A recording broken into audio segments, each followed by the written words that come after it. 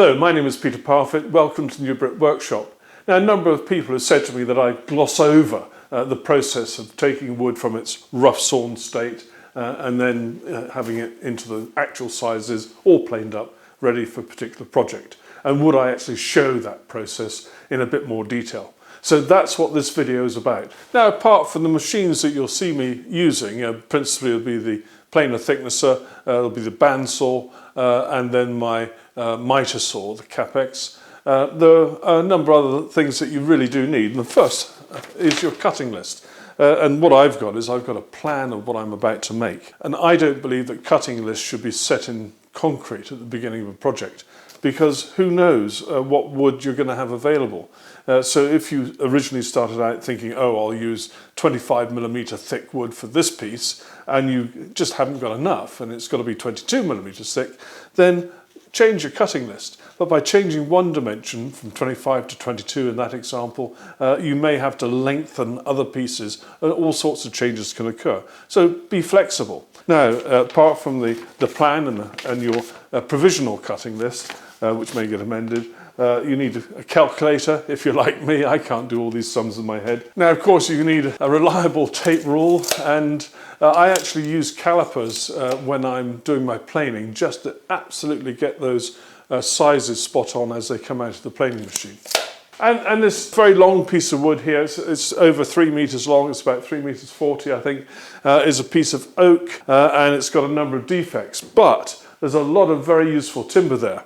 Now, the problem is it starts at that end straight, and then it starts to twist and twist and twist. So by the time it gets to this end, it's probably twisted through about 10 degrees or more.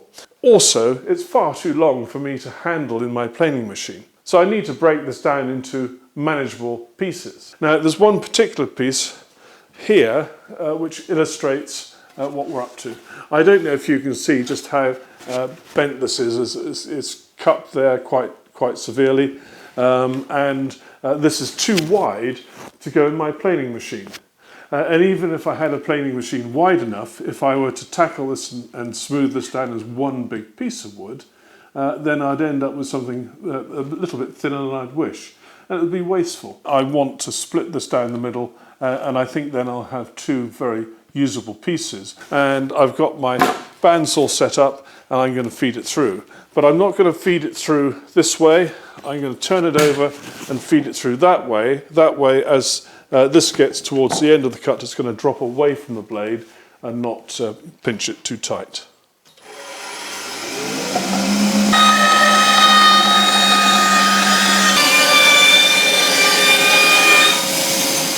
And you can probably see now these two pieces look pretty flat compared to what they looked like before.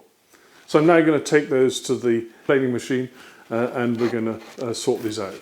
Now, this is my jet planer thicknesser, and it's set up at the moment as a planer or jointer so that I can get pieces of wood flat and square. Now, every now and again it is a good idea to check that the fence at the back here is actually square. Now, the safety equipment we're going to need is, I've got this little pusher pad here. I've also got this push stick, which I shall use.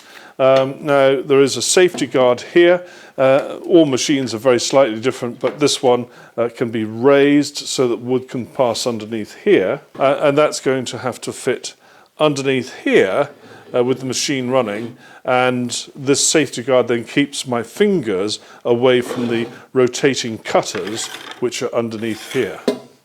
Now, it's important that you always follow the manufacturer's safety instructions before you use any machine at all. And as this wood passes through, so it's going to have a little shaving taken off, and it then should be referenced on this outfeed table. So it's had a little shaving taken off, and I want it to then stay flat on that outfeed table. And that happens each time as I pass it through, and eventually it comes out perfectly flat. Now, I always look at my piece of wood and make a decision which way around it's going to go, whether it's going to go that way or that way into the machine. If it's shaped like this, then that's the way I'd feed it in. If it's shaped like that, then I would put it in that way. So having looked at this piece, this is the way it's going to go into my machine.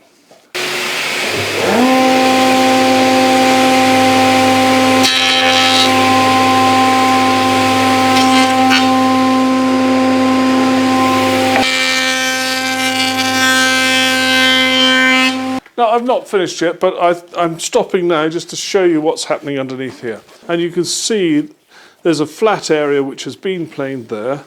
There's a little bit here which has been planed and a lot more here. And so as I feed it in each time, it's taking a little bit more off each time. And eventually we'll get down to the whole surface being planed.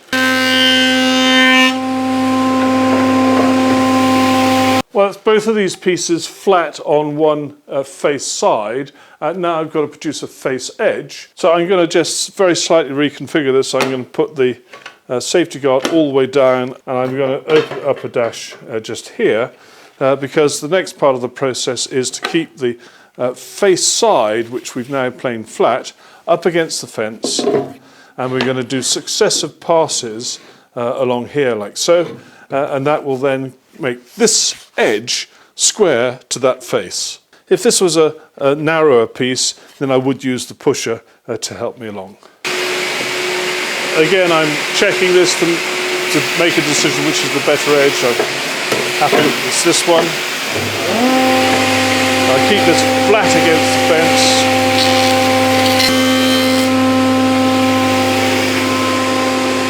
And within 2 passes, that edge is now done. So this board now has face, side and face edge. Now ordinarily at this stage I would take this piece of wood with its face edge, its face side, and I'd take a rip cut, take the larger piece back to the jointer, trim up the edge, take another rip cut, and so I end up with several pieces of wood prior to then doing the final planing all round of thicknessing it. However, in this case, these pieces of wood are very close to the dimension I require for some long pieces, but I'm not quite sure if I'm going to be able to plane them to 25mm thickness. So I'm going to do the actual thicknessing of this large area now. Now, in order to change the machine back to being a thicknesser, with this jet machine it's very simple. There's a couple of clamps here, release those, lift this up and then flip that over. And all I have to do then is to move my extractor hose over to this side and I'm ready to go.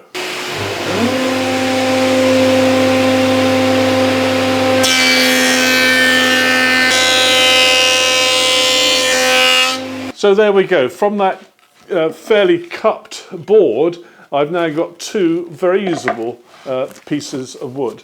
Now from these 2 pieces I need 4 pieces which are 40mm wide. And so what I'm going to do is I'm going to cut them at about 41.5mm so that I can then take them back to the planing machine to get them spot on 40. Now I can only take 1 piece off at a time, and then I've got to go back to the jointer and clean up the edge of the piece that I've just sawn. So that's 2 cut, but now I've got to take these back to the jointer to clean up that edge before I can cut the next 2. Now this is a fairly simple process now. We're just going to take both of these past here to create a new face edge. So that's 2 new face edges created. I can now go back to the bandsaw and now do another cut again. I've only now got to do this edge so that they become 40mm this way. Now on closer examination, this long piece of oak is not terribly good at all. And so I'm going to just have to clean it up and see what will be usable.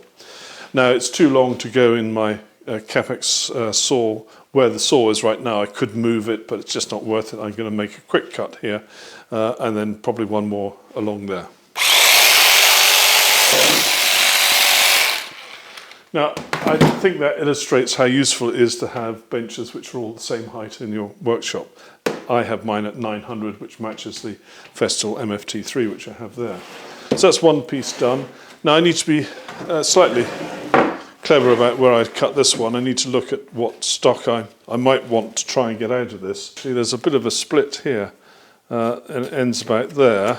So I need at least 1 metre of good stuff. Let's call it 1 metre and 5 to be on the safe side. And does that leave me with enough up here? Yeah, that will just about do it. So my next cut is going to be there. Now when you start planing up pieces which are big like this, you've got to make a judgment call whether it's safer to have the guard in that position or in the position where it's down here like so. And actually in this particular case I favour it in that position. This is where it's absolutely essential to use a push stick.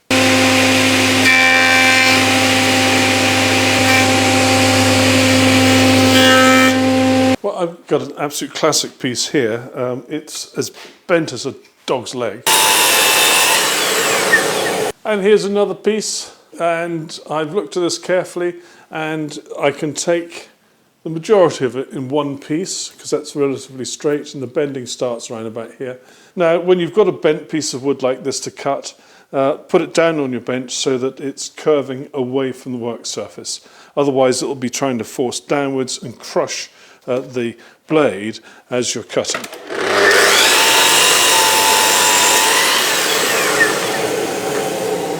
And you may have noticed how that dropped down at the end of that cut, but it didn't interfere with the blade. Well, I'm making good progress, but it's been a couple of days of hard work because there's a lot of wood in this next project I'm making. Now, there's one thing I need to point out, that if you're breaking down some fairly chunky bits of wood to make thinner, smaller pieces, then there's a chance that the stresses and strains which are built up inside a large piece of wood can be suddenly relieved as you cut into it. If that's likely to be the case, then you need to sort of aim off a bit. Better, rather than using long bits that you're going to break down into smaller chunks, to choose shorter pieces, because then when you split these up, there's going to be less, if there's a curve of a certain amount, there's going to be less correction to do. But the other precaution is to cut things with the bandsaw a little bigger to give you a bit more leeway. After you've cut it on the bandsaw, leave it for a day or two if you can, or longer if it's possible, so that it gets rid of all these stresses and strains before you start machining it up absolutely square all round.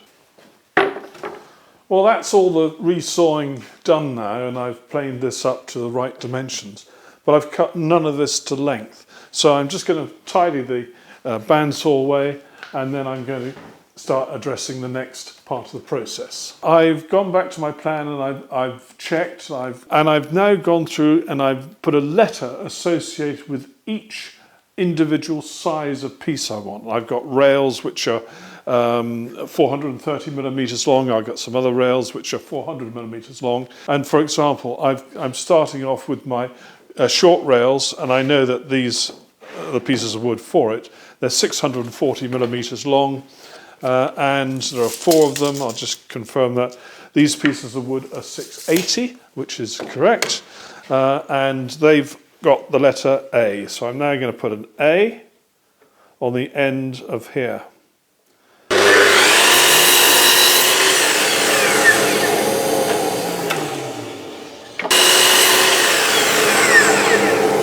And that's 10 rails done all exactly the same size. And after I've cut them, I'm marking them up with their letters. Now that's everything all cut out for the project whenever this is going to be done. It may have seemed to be a little bit boring. I'm sorry if it was, but the whole idea is to show you the sort of workflow and how easy it is to take rough sawn stock, which is much cheaper to buy, process it yourself, and then end up with everything you need for whatever the project is that you have in mind. Thank you very much for watching. Take care. Bye-bye.